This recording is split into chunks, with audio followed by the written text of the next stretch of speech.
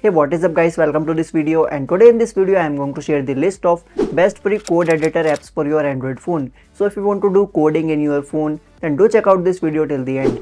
First we have is Pocket Editor. Open the file.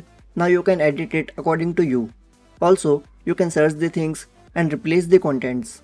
Delete line option is also here, or you can copy, paste, cut, and much more options are here. In settings, you can change the language and theme. So if you like it, then check out the link in the description box. Second one is Decoder. In this, you can store program of about max 300 MB. For more, you have to pay. Tap here. Now upload your file that you want to edit.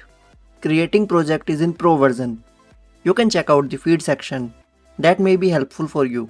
In settings, you can manage the options like symbol suggestion, auto parenthesis completion, support HTML output, notifications, and much more.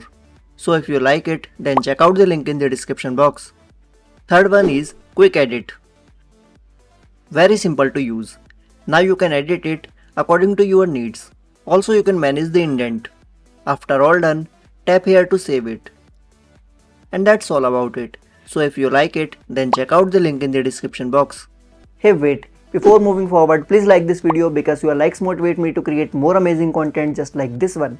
Fourth one is Jota Plus. Tap here, select the code that you want to edit. Now you can edit it. Guys, remember one thing, you will get Pro version free for 30 minutes only. After that, ads will start and some limitations will also apply. So if you like it, then check out the link in the description box. Last one is Squircle CE. Simple and readable. Tap here to open the code. Might it have some error in our phone, but let's check other features. Here you will get options like cut, copy, paste, select all, select line, and few more. Also you can find and replace the words.